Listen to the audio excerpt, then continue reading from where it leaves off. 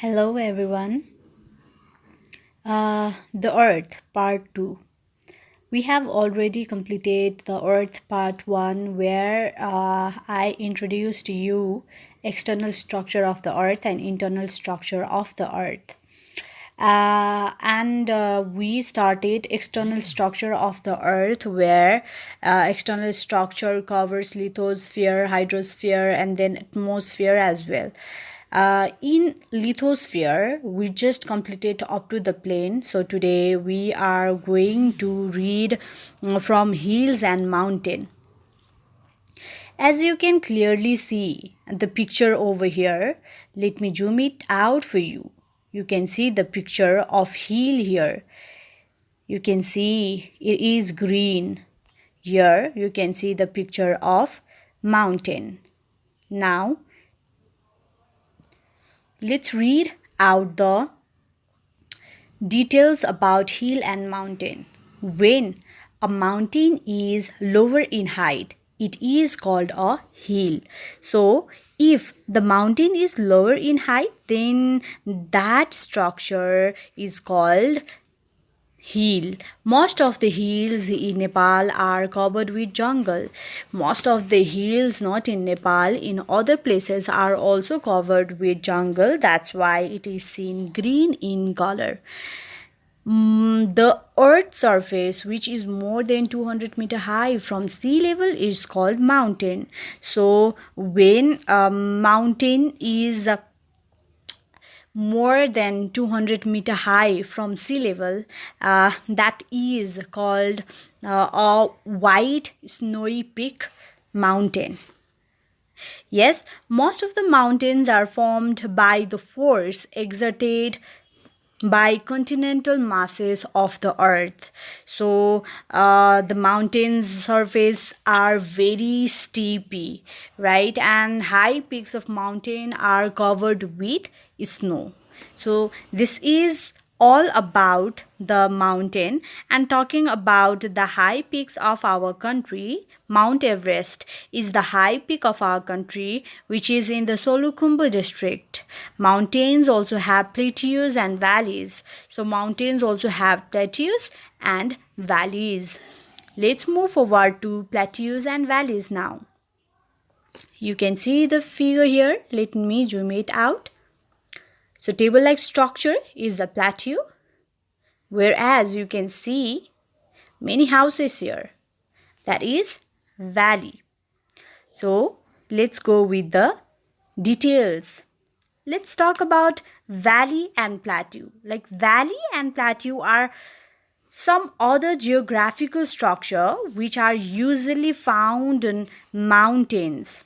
The flat surfaces found above 200 meter from the sea level form valleys and plateaus.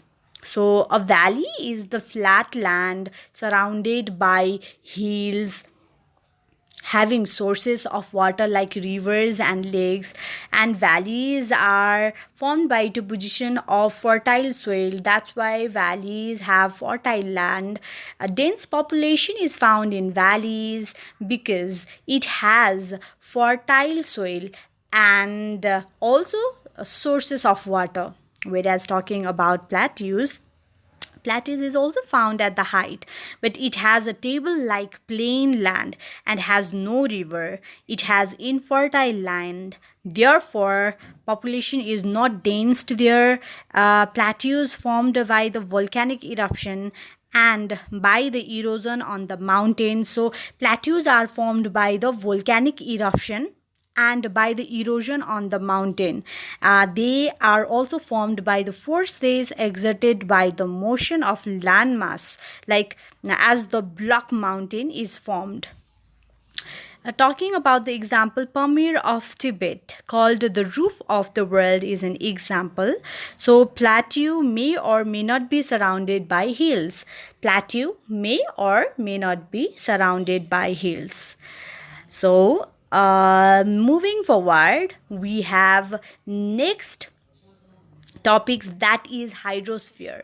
So hydrosphere is the part occupied by water on the earth. So it is divided into following structure: river, lake, sea and ocean. Let's talk about river. So, a river is a natural flow of water that covers a very long distance. That covers a very long distance. And usually they are originated from lakes, hills, and mountain. Rivers reach seas or ocean from their place of origin. They have more speed of water on hills and mountains, but the speed of water decreases and the breadth of water increases at the plains like Tarai. Yes, you must have seen the rivers which is coming out from the mountain to the hills to the Tarai, where you also can see its speed, feel its speed, right? Rivers are very useful to us as they are the main source of water for drinking, agriculture, fishing, like fish farming.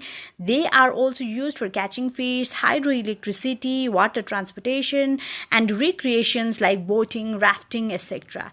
As water is the basis of life, in ancient times, human settlement were developed near rivers. So in ancient time they were not as developed as these time, so they used to settle themselves near the river, as water is a really basic unit or basic thing of life without which we really can survive. Now let's talk about another topic, that is lake. So lake is another structure of hydrosphere where it is large, where lake means large amount of stagnant water surrounded by land. They may be found on hills, mountains and plains. Many types of animals or plants are found in them. Yeah, in lakes many types of plants and animals are found. We know about marine ecosystem, right? Marine plants and animals, so we can find different types of plants and animals in them, and surround and did like area surrounded by those places. Lakes are also found at very high places, like Choyo Rolpa Lake is an example of such lakes.